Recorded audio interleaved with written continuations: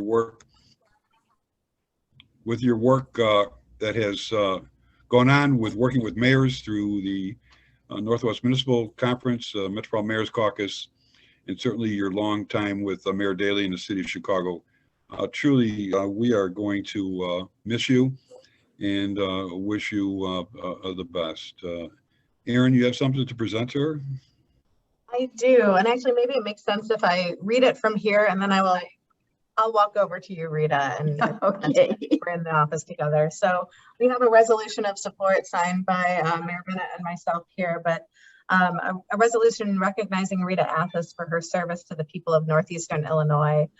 Whereas as a commissioner of the Northeastern Illinois Planning Commission, Rita worked with the regional task force to conceptualize and pass legislation for the formation of CMAP in 2005.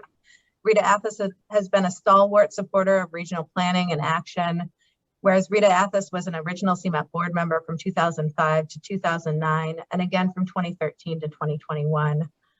Whereas Rita Athas has provided key guidance on the development of the local and regional economic, transportation, land use, and quality of life policies and objectives in the development of the region's first comprehensive plan, Go To 2040.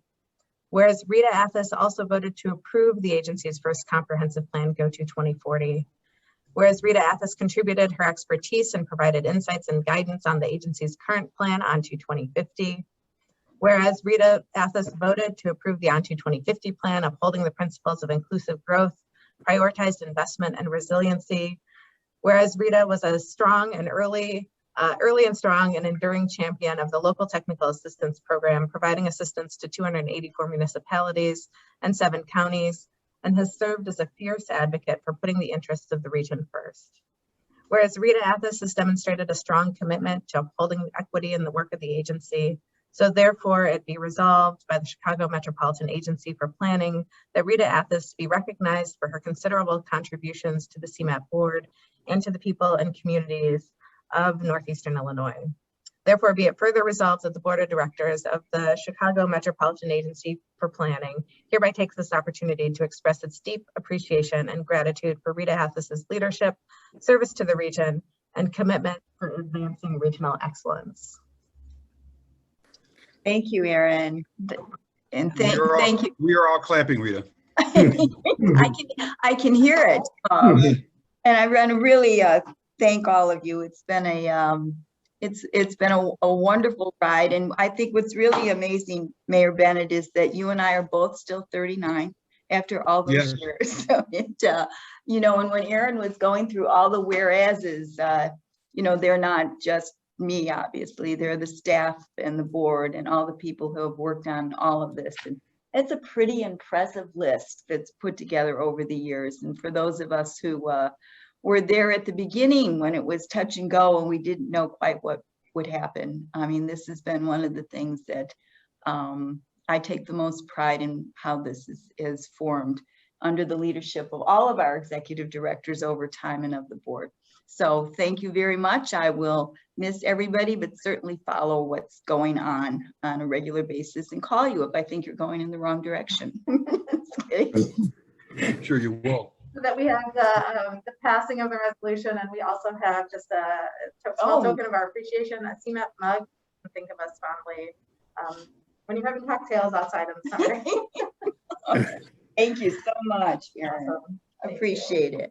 Thank you all. Thanks, Rita. Again, we could probably write a book on how this thing was started. I think so. Or a sitcom, Mayor Bennett. Either one. That's true too. Characters that got involved in almost an obstruction of the agency, which is incredible. Mm-hmm. Frank, you're one of the last members too. What do you have to say? I will miss Rita more than anybody could realize. She's been a rock from the beginning. She's been, her wisdom, her patience, her intelligence will be missed. Good luck, Rita. Thank you, Frank. Appreciate that. Thanks again, Rita. I'm sure we will see each other still. Definitely, definitely. Next item that I have to announce is that Mike Montgomery, the city of Chicago, stepped down, and the city has appointed to fill his vacancy Stefan Schaefer, who's present this morning. And Stefan is a city strategist. He's American Cities Climate Challenge with the Natural Resource Defense Council, the NRDC. Stephen, welcome, and we hope the next time we meet is going to be in person, which will be in September. But welcome aboard. Thanks so much. It's a pleasure to be here. Looking forward to working with you all. Thank you. Also, at this time, I usually have to, not usually have to, but we are required by bylaw to appoint a committee to serve or to discuss and recommend the executive committee going forward. And I do this, we do this in June, and I am naming Commissioner Maurice Cox, representing the city of Chicago, Jim Healy, representing the Collar counties, and Matt Walsh, representing Cook and Suburban Cook, to serve and report their recommendations to the board in September. So I think that's the last of my announcements. And before you are the minutes of the May 12th meeting. Aaron, you want to read the roll call? Absolutely. Do we have a motion to approve? That's true. Is there a motion? So moved, Reinbold. Diane Williams, second. Moved and seconded. Any questions on the minutes? Aaron, go ahead. Mayor Bennett, Aye. Rita Athos, Yes. Frank Beal, Yes.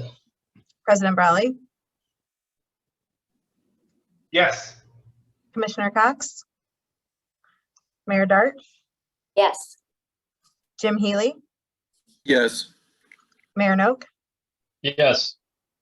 President Reinbold, Yes. Mayor Rodering, Aye. Stefan Schaefer, Yes. Carolyn Schofield, Yes. Ann Sheehan, Yes. Matt Walsh, Yes. and Diane Williams. Yes. And the motion carries. Aaron, under your report. Thank you. First off, I just wanted to start with a few announcements about CMAP staff. So I'm very excited to announce to you all that we have a new Deputy Executive Director for Research Analysis and Programming, Yusuf Salama, who joined us last week. Yusuf has more than a decade of experience in planning and delivering public infrastructure and has helped advance numerous public-private partnership projects when he was at PPP Canada. He has also served at the Los Angeles County Metropolitan Transportation Authority and most recently at Turner and Townsend. So we're excited about the knowledge and expertise that Yusuf brings to CMAP in the region. Yusuf, do you want to say hello? Yes, thank you very much, and good morning, everyone. Thank you, Aaron, for the introduction. I look forward to working with you, Chair Bennett, and the rest of the board members here. I want to extend my gratitude to Board Chair Atlas for all of her work over these many years. I want to wish you all the best going forward and good health and happiness. So thank you very much. And, I look forward to working with you all. Thank you. While we are saying hello to Yusuf this month, at the end of June, we will be saying goodbye to Sherry Kane, who's retiring at the end of this month. As many of you know, Sherry has been a stable force at CMAP for the past 15 years. She's been with CMAP since the beginning and has provided sound and steady executive support to all three of CMAP's executive directors. CMAP's first executive director, Randy Blankenhorn, Joe Zabo, and now myself. But Sherry's so much more than an executive assistant. She serves many roles. When we were working in the office, she was the advice giver extraordinaire, as people would come and try and schedule meetings with myself and working on regional issues. She's the board historian. She's just a guru of all things CMAP. She willfully took care of everyone's plants as we went into the pandemic and made sure that they survived in our old office space. And would always give advice to as to whether or not your withering plant needed to be doing something else with it. So she's a friend to many. So I wish Sherry all the best in years to come and want to thank her for her unwavering support for CMAP and the people of Northeastern Illinois. Yeah, we can't see Sherry. She isn't on. Sherry is on. Sherry, do you want to turn your camera on for a minute and say hi? Yeah, I'm here. Oh, there she is. Yeah. Sherry, I can't.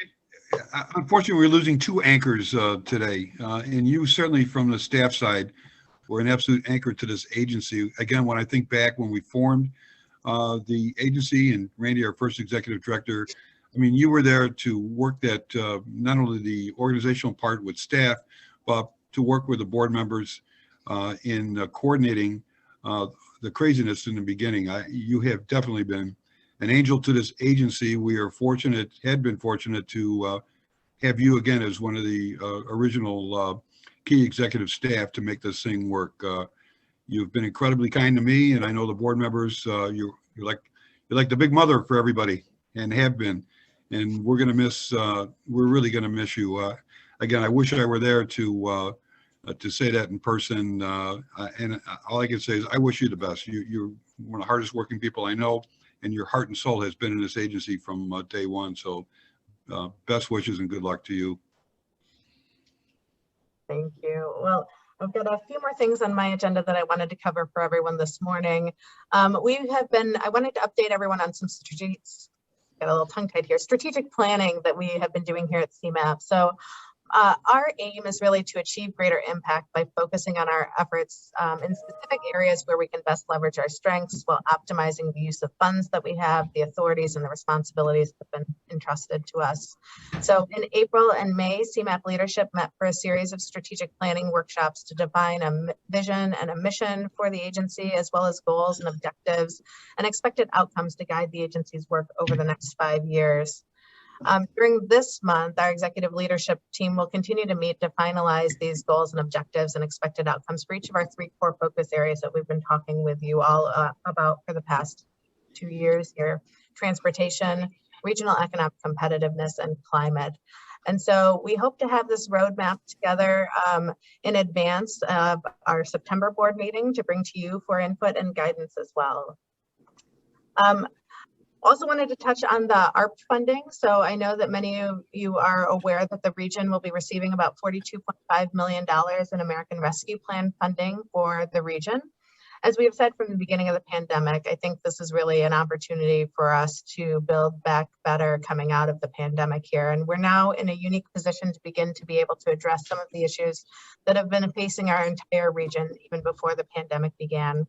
So I want to be clear that I'm not asking for us to develop a new formula for distributing the funds. The councils of mayors in the city of Chicago across this region have worked really hard to update the formula distribution of surface transportation program funds, and we certainly respect that. The question or conversation that I've been talking to our stakeholders about is that I really want to challenge our group to approach this as an opportunity to equitably invest in ways that help us better respond to the impacts of the pandemic in the long term, and that we should especially consider opportunities that would be innovative, equitable in addressing the region's needs, such as ITS, intelligent transportation systems technology, sidewalks and accessibility to improve access to transit. You know, the impact of of safety projects and improvements in communities across the region, as we've not been able to meet our federal performance measures related to traffic fatalities and serious injuries. And just on that note briefly, you know, we've seen a 16% increase in vehicle fatalities between 2019 and 2020.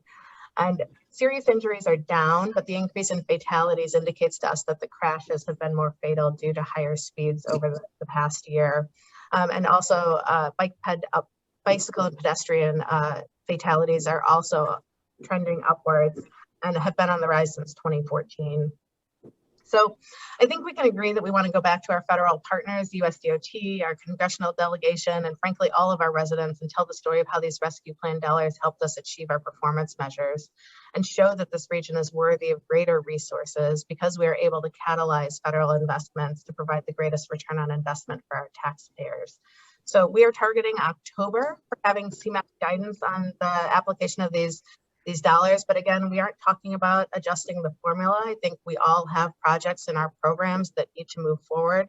I am asking that we talk about where we apply those to the existing projects in your part of the region already, though. So we look forward to working with our partners to determine the best use of these funds that will be long lasting and transformational for our communities. On the transportation front, the Surface Transportation Shared Fund, CMAC, and TAP, the Transportation Alternatives Program call is closed. We are evaluating and scoring projects right now. We received 121 applications totaling about $1.7 billion, which is more money than we have available to program as per usual. But we have a good mix of project types and locations. So the program recommendations will be presented to the project selection committees in July, and public comments on the program will begin following the committee meetings over the month of July.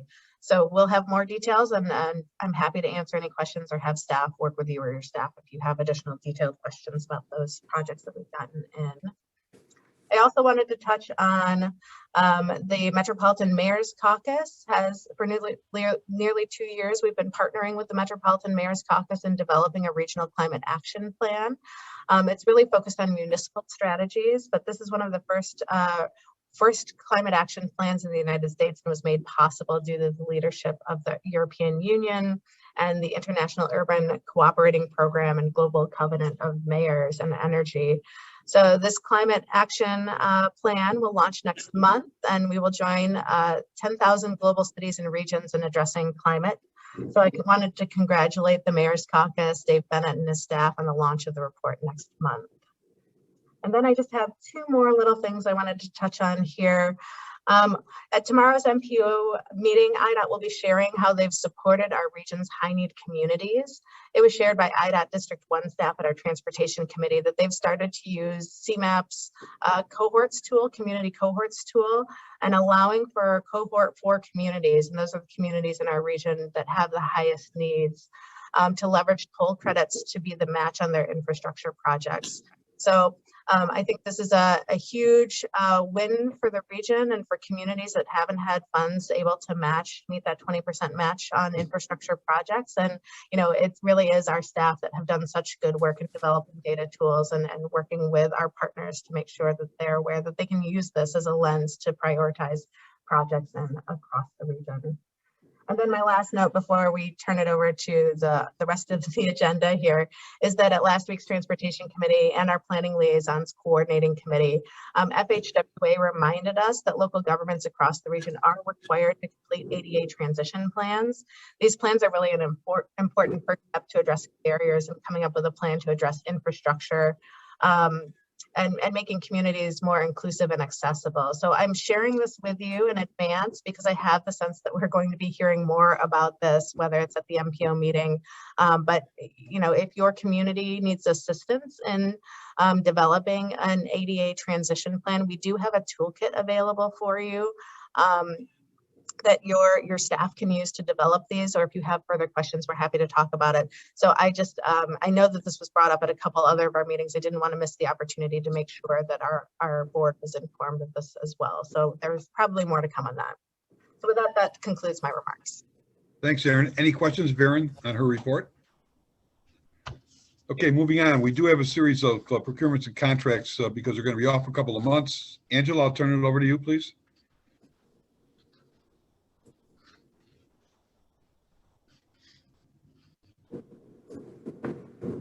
You're on mute. I'm having technical audio issues, but they're self-imposed.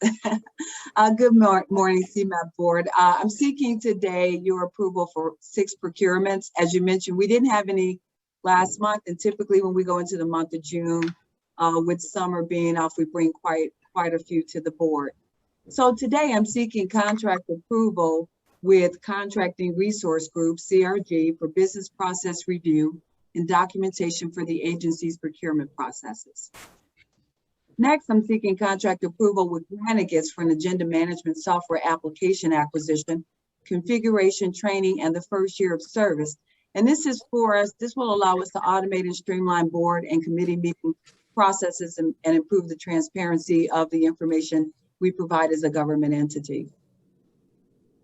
The third procurement, I'm seeking a vendor limit increase with Baker Tilly Bears Cutler for temporary and project-based accounting services to provide continuity of our accounting and audit responsibilities.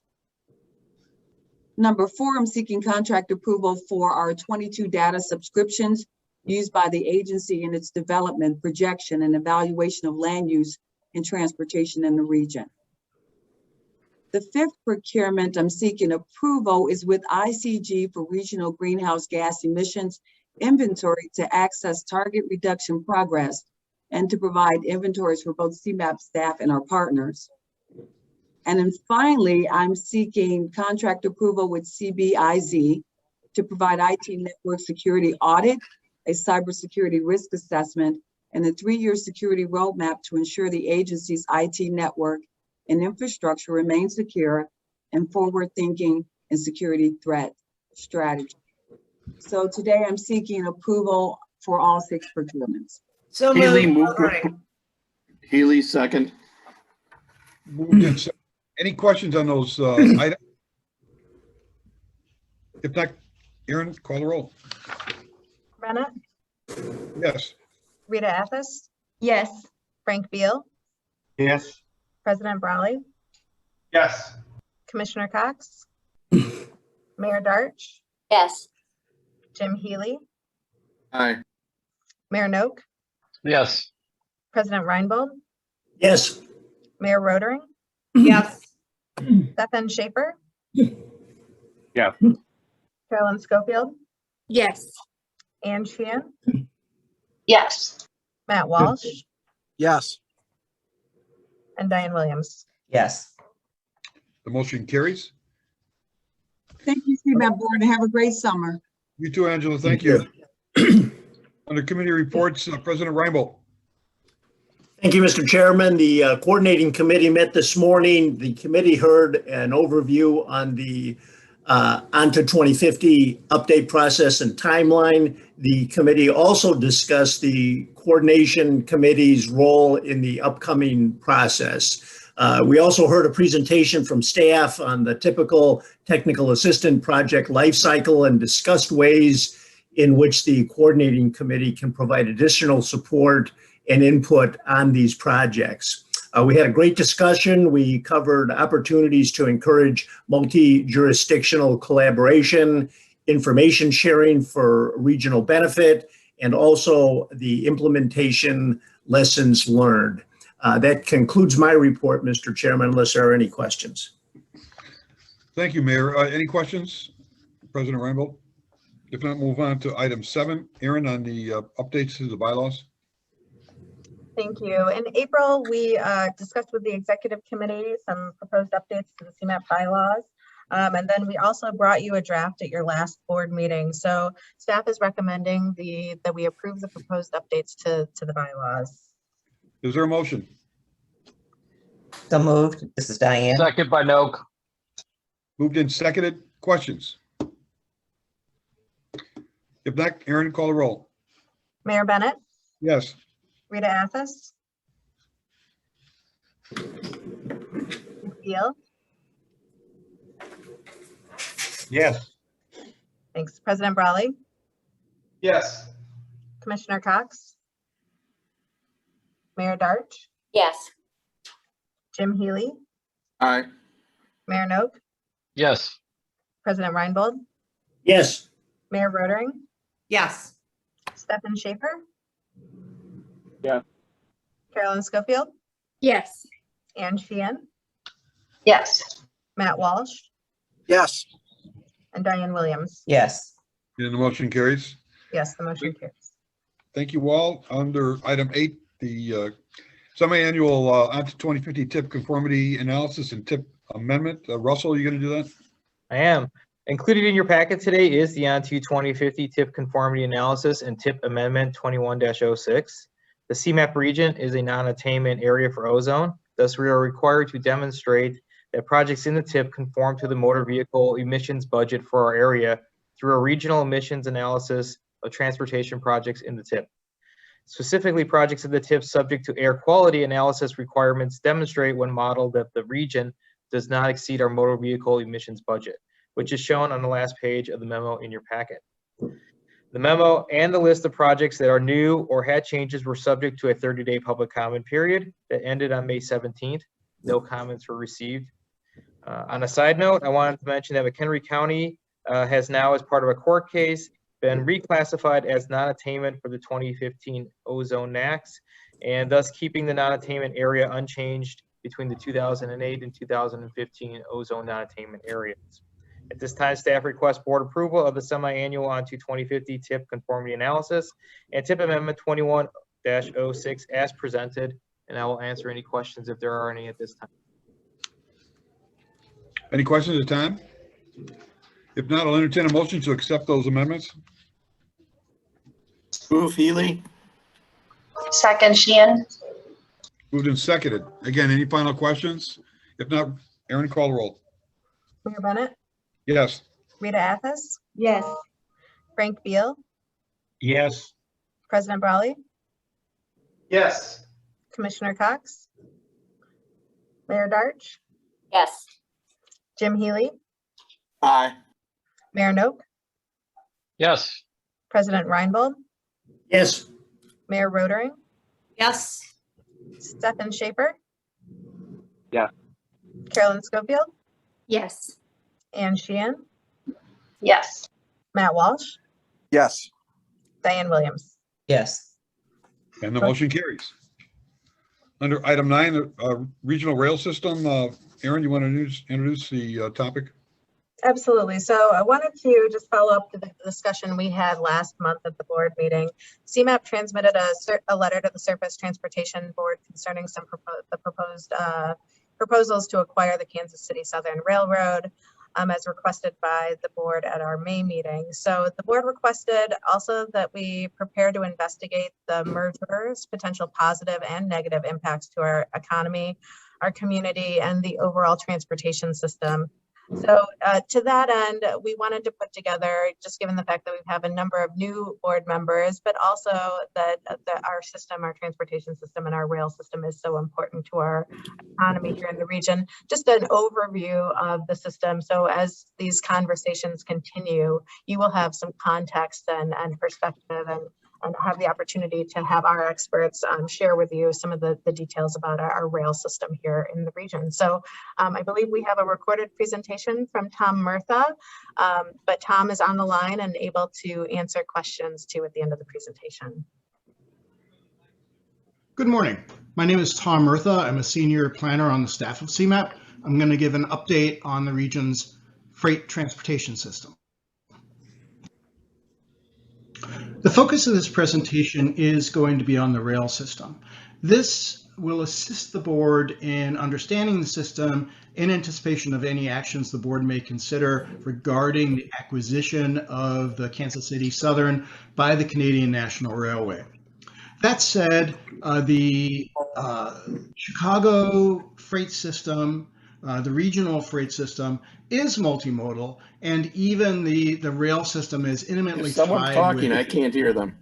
the trucking system. You see here the containers being loaded and unloaded. Can everybody else hear? I want to make sure that folks can hear. Jim, why don't we'll send you the presentation separately too here, but it seems like others can hear. I'll see if we can troubleshoot. We can Of trains at an intermodal terminal in the city of Chicago. Our freight system moves about $3 trillion worth of goods each year into, out of, through, and within our metropolitan area.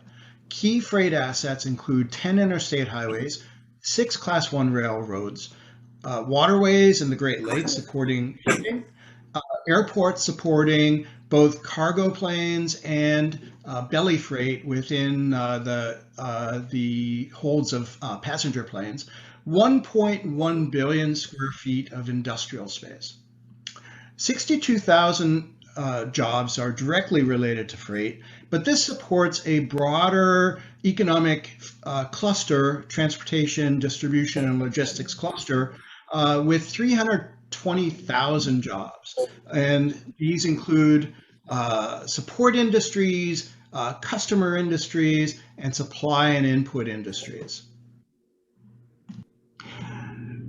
Freight is, of course, important to the Chicago economy. Here we see outbound freight tons, value, and value per ton for metropolitan Chicago. The highest tons and value are truck, but the highest value per ton is for air cargo.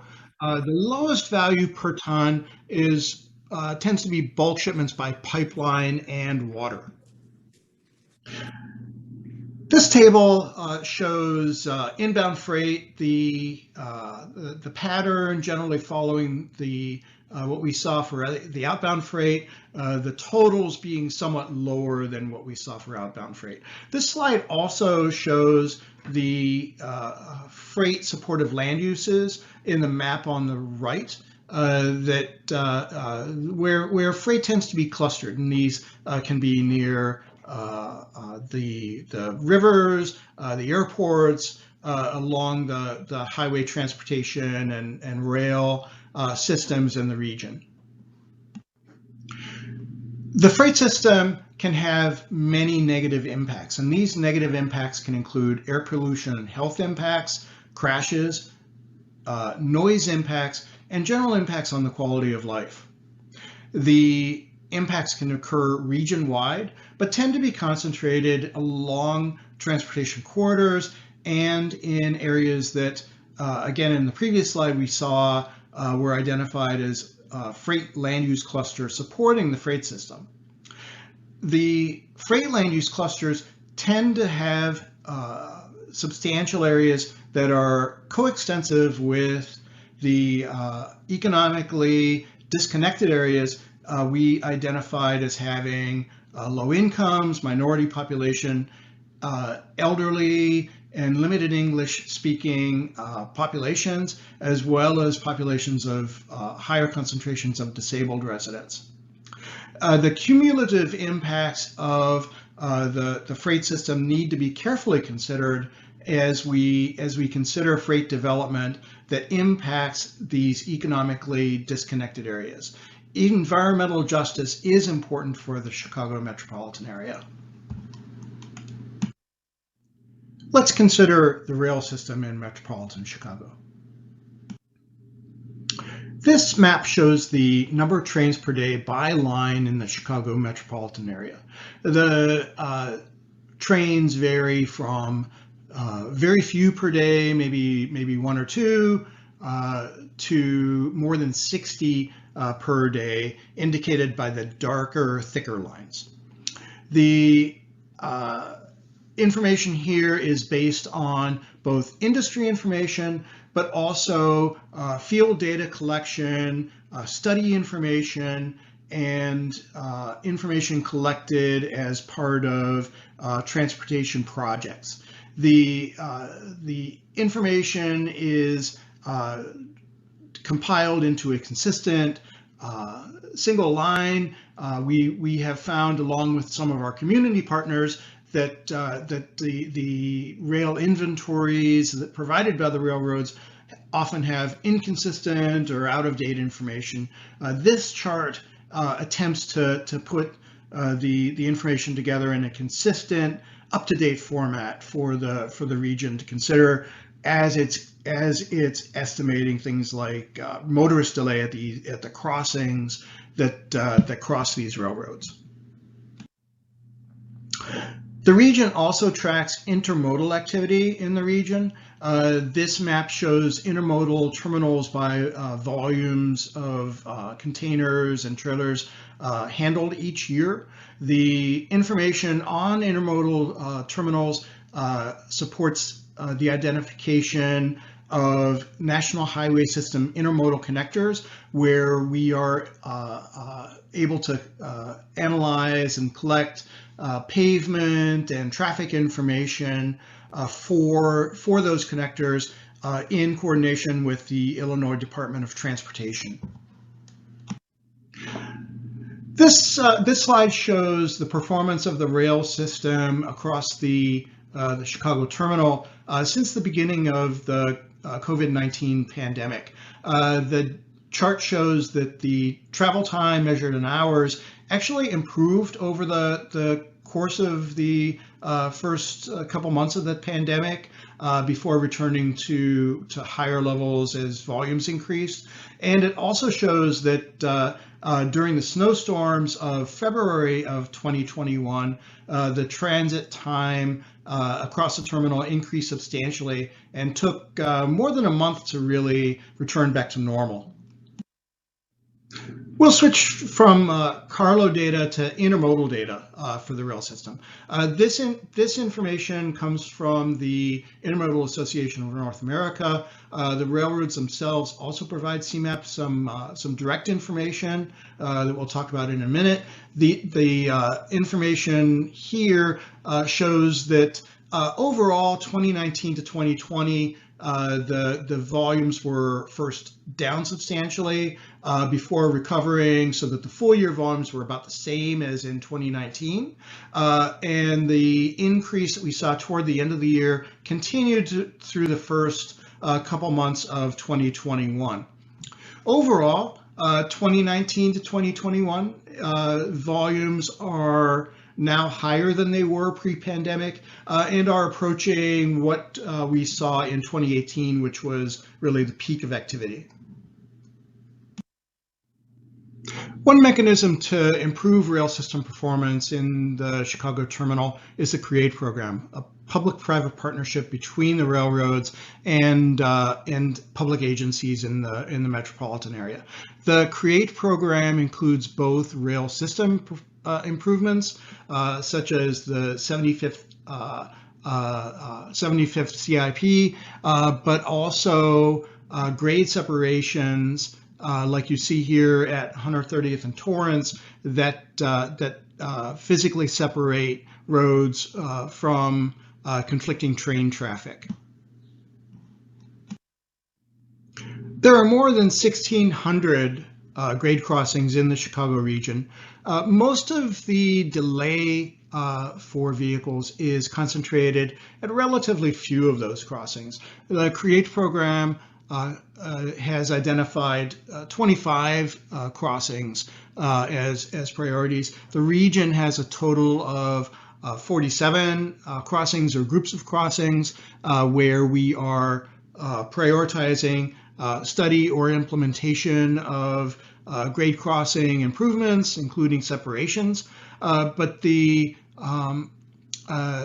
delay, the average delay at most crossings is relatively low. That said, average delay does not equate to extreme delay. And many of the crossings in the region are subject to long-term blockages by stopped trains. The region does not have good information about such long-term blockages.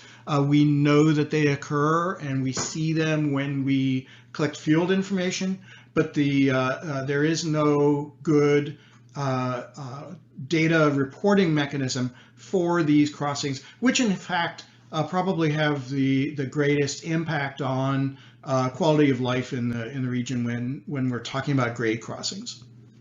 The data collected by the CN from 2012 to 2016 indicated that they counted about 75,000 blockages of 10 minutes or more along this stretch of railroad, of which more than 1,700 were for greater than an hour. 24 crossings had more than 1,000 blockages over the 53-month period after the trains were switched over.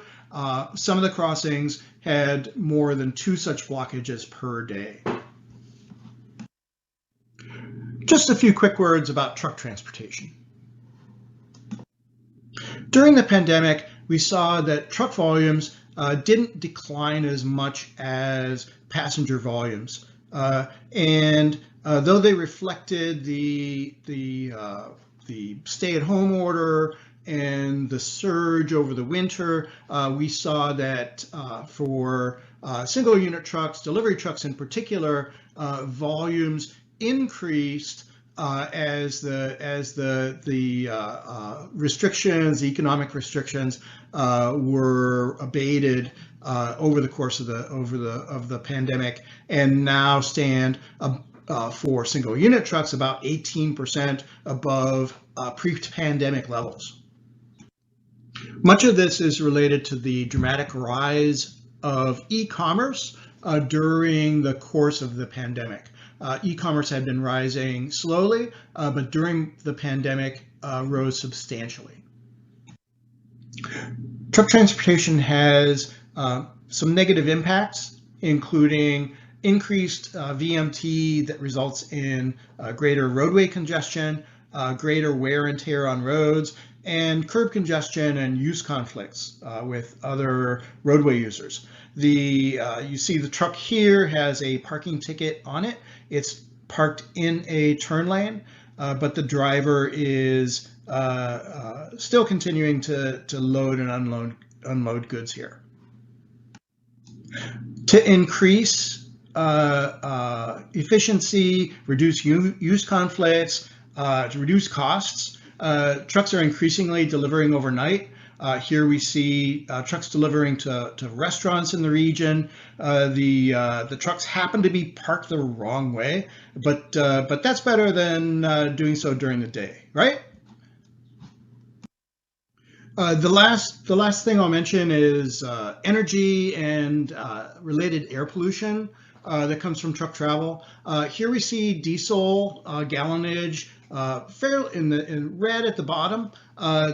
Substantial part of total gallonage in Illinois, and consequently a source of much of the region's air pollution problem. Electrification of the freight industry, including trucking, is coming. It is coming at a slower pace than, say, for passenger vehicles, but there are many people thinking about this, and in fact, the first electric truck deployments that we're aware of will be occurring over this summer. I hope this presentation was helpful, and I'm available to answer any questions that the board may have. Thanks. It was a great presentation. Questions from the board? Jerry, it's Karen.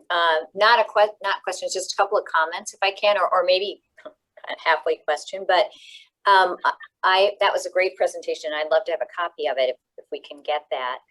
I would just want to add that from the perspective of impact, besides the quality of life, noise, crashes, pollution, that there is an economic impact on communities with freight traveling through it in Chicagoland. I think it has an impact in terms of delay time for businesses that now will not receive traffic that they might have, that has decided not to visit those businesses because of the uncertainty of being stopped by freight or the length of time, the inconvenience. So that unreliability that it has brought to community life is important not to forget. Plus the delay time, as Tom indicated, at some places, there's statistics of how many hours per day in total vehicle delay time were added, and it was substantial when you have a substantial increase in freight traffic.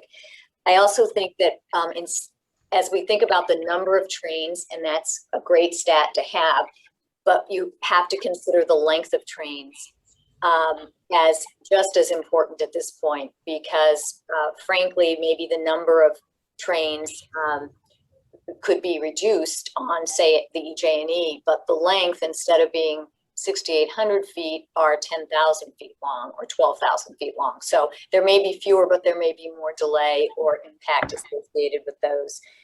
Additionally, the speed the trains are going, if they're not as fast as, say, were predicted or thought, and have had to slow down. The other thing is on that, in terms of at-grade crossings, from my ICC count, I think that CN has 277 at-grade crossings in the 7-county region. And by comparison, for instance, CP has 35 on wholly owned CP lines in the region. So I think it's something that we need to think about as we go on to look at this in terms of what that means when you have at-grade crossings and the impact. Granted, some are way more, way busier crossings than others, but it's just in order of magnitude, it's something to think about. And finally,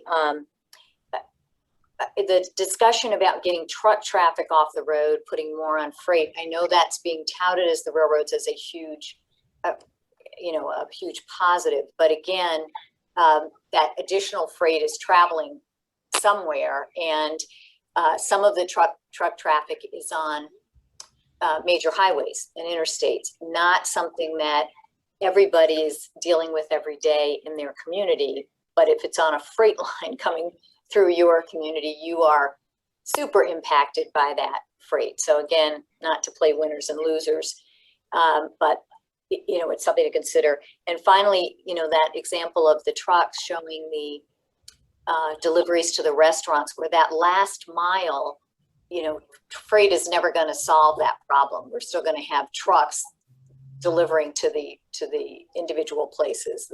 And maybe Tom was making that point. Maybe I didn't get it, but I just think it's worth stressing that there will always be truck traffic, and a lot of it because of how commodities and goods have to be dispersed. So I'll get off my soapbox, but I just wanted to raise those points. Yeah, just a comment in general. Obviously, with the needs indicated in that report surrounding the CREATE program, there's still multiple 8th grade crossings that still need to be considered in the metro area, and we are all hoping for a very robust and aggressive federal transportation bill to resolve or certainly attempt to finish a good chunk of those. That really is what causes delays and whether or not the extent of trains through an intersection holding them up. So I mean, there's delays within the interconnect, and that's where CREATE has been working on over the last few years to relieve by doing flyovers and eliminating train delays as they cross each other. So I am hoping that we all are, that that federal program is going to be robust. Any other comments? Chairman, I just, as a community that deals with freight and trucks, both short trip, last mile and long haul every single day, we do need to thoroughly look at all the aspects of this, positive and negative, including any potential relief on truck traffic on interstates as well. I think it'd be important to invite Canadian National to give their perspective as well. I think what we need to be fair and balanced in our approach and weigh out all the perspectives. Very good. Okay, moving on. Under the director's I'm sorry, Gordon, I almost forgot about you. Gordon, state and federal legislative update along with Laura.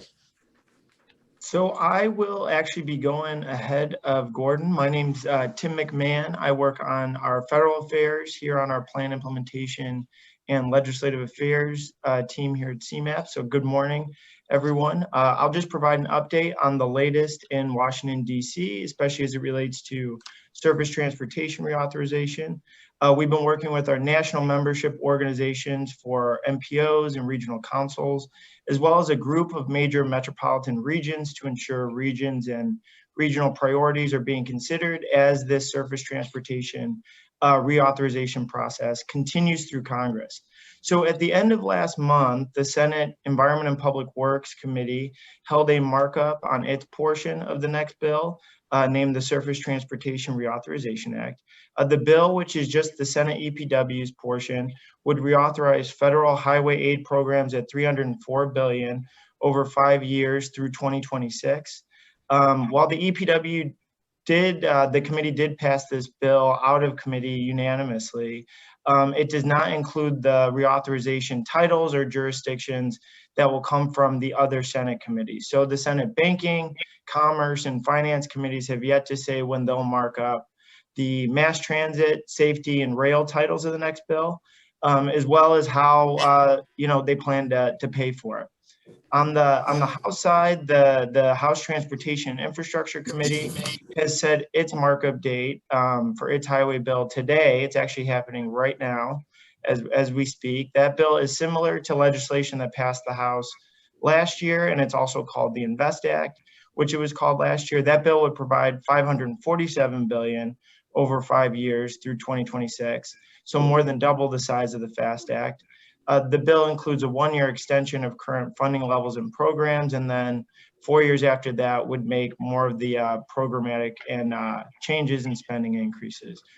Similar to the Senate EPW bill, it does not include any new revenue mechanisms or other pay-fors. So we're still waiting to see how both chambers plan to pay for these proposals. As you'll also remember, on the House side, there was an inclusion of transportation-specific member-designated projects or earmarked projects. Those projects were just released late this past Monday based on the project list that was released in the draft bill text. Our region's congressional delegation and just our region would receive more than 161 million for roughly 74 projects.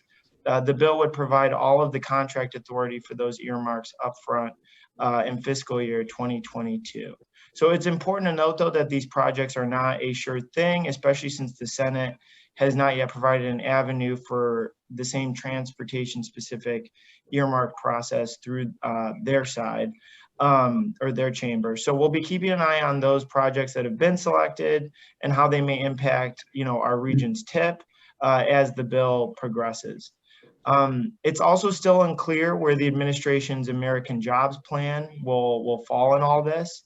So there's still a likelihood that a reconciliation bill process for the jobs plan could accompany the regular reauthorization process, depending on how negotiations continue to go. Either way, Congress has until September 30th of this year to pass a new reauthorization bill or another extension. And with that, I'd be happy to take any questions you may have. And if not, I'll turn it over to Gordon. Any questions? Gordon.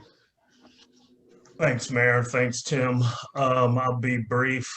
Over the Memorial Day holiday, the Illinois General Assembly completed the majority of its work by passing the state budget. In total, the budget details over $42 billion in authorized state expenditures, including IDOT and other agency appropriations, as well as appropriations for capital projects. Though revenue projections early from the Department of Revenue and the Governor's Office of Management and Budget showed steep declines in state revenues due to the pandemic, revenues rebounded and the state spending remained consistent with previous years. The budget includes IDOT's state grant that they historically have used to fund CMAP and the other states' MPOs. Also to be noted, IDOT recently released its multi-year program that includes road fund appropriations of $3.32 billion for FY22, also consistent with last year's appropriation. CMAP staff will further analyze the budget and will bring additional information to you at your September meeting. Beyond the budget, the General Assembly passed a few other initiatives that we have shared with you in the past. The Omnibus Housing Package, a grant program which includes for affordable housing. Also, there were some changes to some TIF legislation that will impact the implementation of the Red Line South Extension. House Bill 53, which was an asset management program for IDOT, was also passed.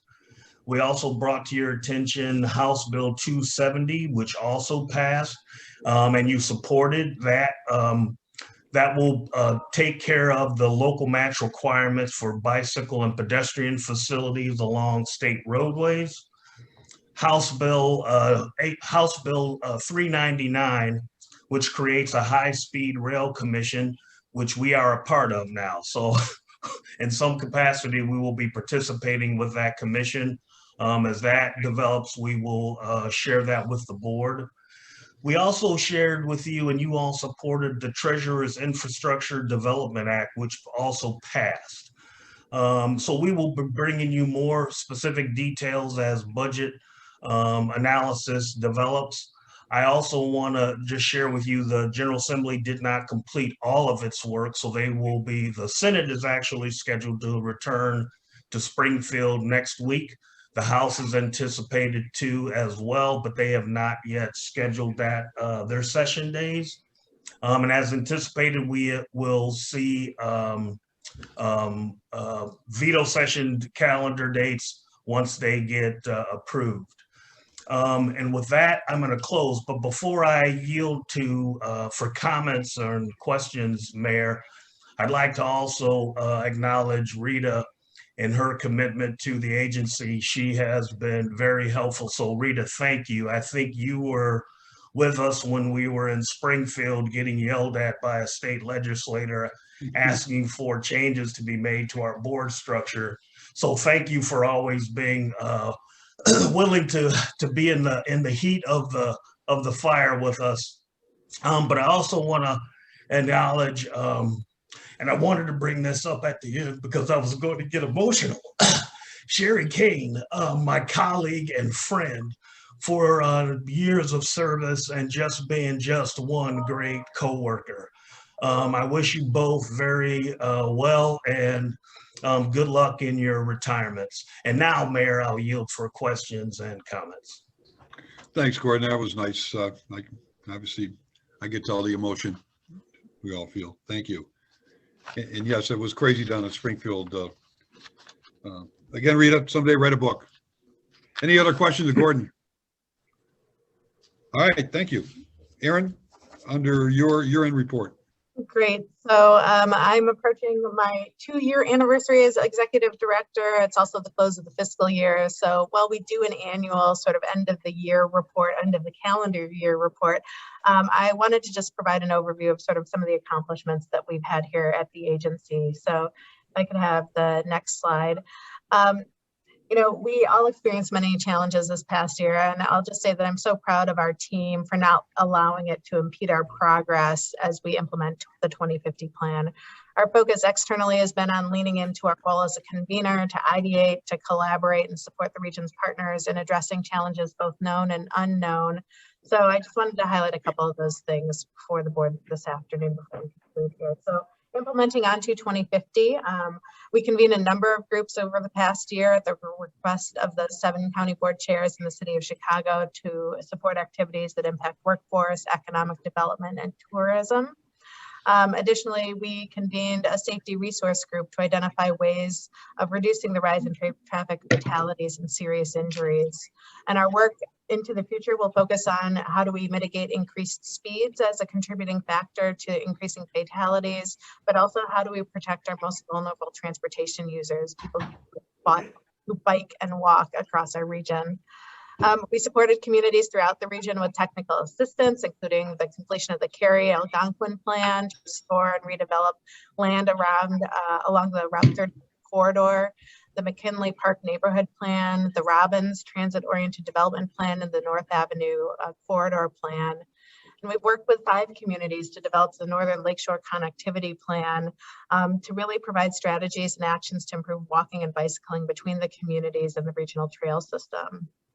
As part of the Embedded Staff Planner program, our team supported Calumet Park and Sauk Village in successfully applying for Invest and Cook funds. In McHenry County, we developed a shared services study that resulted in the addition of a part-time dedicated planner to advance the recommendations from the planning study. And this investment study also received a 2021 Achievement Award from the National Association of Counties as an innovative effort led by local government to deliver services more efficiently. So congratulations to McHenry County. We kicked off an ambitious project to convene the region stakeholders to talk about mobility recovery and how we can make sure that our transportation system is more seamless, whether we're talking about the last mile for goods movement or for people. And then we've been wrapping up our work in Will County on the local truck routing and community plan that will help community leaders prioritize and think about how truck routing impacts local communities and how to proactively balance those two things, as Mayor Noak was talking about earlier. On engaging stakeholders, we continue to engage and serve regional stakeholders in a number of ways. We've provided information to our congressional delegation as they think about new community projects process and provided good data for decision making by completing 24 pavement management plans this past year. And along with our 12 MPO peers, major metro peers from across the country, we led an effort to engage the House and Senate on metropolitan needs to consider in the transportation reauthorization bill. We've had over 1,100 stakeholders involved in our CMAP Talks webinars. We've held Flip entirely remotely and have more engagement from young people across our region. And I've also seen that young people have chosen, over the decade plus of this program, have chosen to go into careers related to public policy and planning, which is exactly what we wanted to do by initiating this program.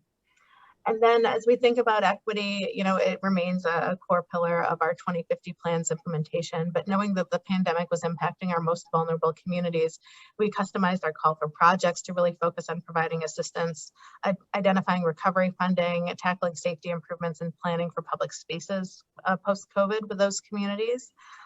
We've talked to you about our equity and fares, fines, and fees, and now are working with implementers to identify opportunities to advance some of those recommendations. And also we selected a consultant team this past year to learn how to incorporate public feedback more equitably in our projects and programs, and have hired an internal expert team to help us think through a diversity, equity, and inclusion roadmap so that our agency can set some performance measures and goals for internal hiring, for our procurement processes and the like. So just lastly, I wanted to touch on recognition for our work here. Over the past year, I've spoke to about 20 groups to promote the adoption of 2050, including developers, transportation professionals, consultants, young professionals, and more.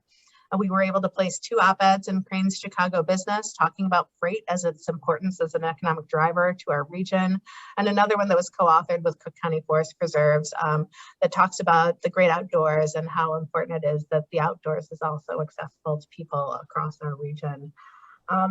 And so our data and analysis and recommendations have been included in over 175 local and national media articles on topics related to the census, population loss, some of the pandemic recovery transportation strategies that people are thinking about, and tax policy. So, and then finally, I was reelected to the Board of Directors for the Coalition for America's Gateways and Trade Corridors, which is a way that we can continue to make sure that our region is at the table for conversations about important critical freight conversations. So a lot of our work focuses on our external partners, but it's been my priority to make sure that our internal policies and processes are in place to make sure that CMAP continues to be successful. So we'll be implementing a new enterprise resource system and thinking about our handbook and our policies. And we've been hiring program managers to help make sure that we're spending our dollars most efficiently and that we're getting as much of our resources, our funding, our programs and activities focused on the communities and people across our region. So finally, next year, we're planning for our first ever State of the Region Awards and Public Opinion Survey, which I believe you all heard about in the weekly and at my our last meeting. So it really is this collaborative, collective action that is important to advancing our regional goals. It's a unique role, but I want to say thank you to all of you. I appreciate your role in helping us advance this work, and also thank you to our staff, because our staff have been incredibly resilient and dedicated over this past year to making sure that we continue to do the work of the agency. So with that, I will conclude sort of the end of my 2-year recap. Thanks, Erin. Any comments or questions? Okay. Just to say, it's an impressive amount of work to have accomplished, and obviously it's had significant impact in our region. So thank you, Erin, and to all the staff for all the work you've done. Thank you. Other business? Any public comment? Okay, as indicated at the beginning of the meeting, our next meeting won't be until September, and we are almost 100% sure that we're going to meet in person.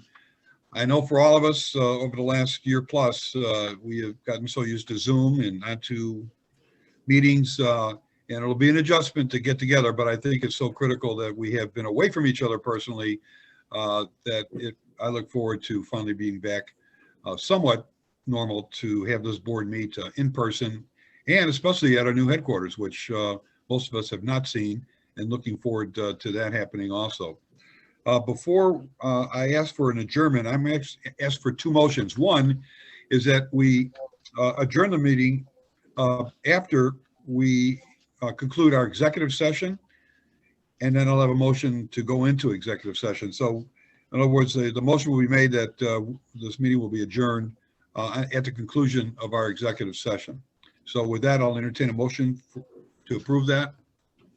So move, Healy. Second, Diane. Moved and seconded. Aaron, call the roll. Mayor Bennett, Yes. Rita Athos. I can hear her through the wall. I think you're still muted, Rita. Frank Beal, Yes. President Brawley, Yes. Commissioner Cox, Mayor Darch, Yes. Jim Healy, Aye. Mayor Noak, Yes. President Reinbold, Yes. Mayor Rodering, Yes. Stefan Schaefer, Yeah. Carolyn Schofield, Yes. Ann Sheehan, Yes. Matt Walsh, Yes. and Diane Williams. Yes. Motion carries. All right, the motion carries, and this next motion will be for us to actually go into exec session to discuss the executive director's annual performance. Is there a motion? So moved, Reinbold. Second, Healy. Moved and seconded. Call the roll. Mayor Bennett, Yes. Rita Athos, Frank Beal, Yes. President Brawley, Yes. Commissioner Cox, Mayor Darch, Yes. Jim Healy, Aye. Mayor Noak, Yes. President Reinbold, Yes. Mayor Rodering, Yes. Stefan Schaefer, Yes. Carolyn Schofield, Yes. Ann Sheehan, Yes. Matt Walsh, Yes. Diane Williams. Yes. Motion The motion carries. carries. Nobody has to leave. We're just going to go into exec session. Do we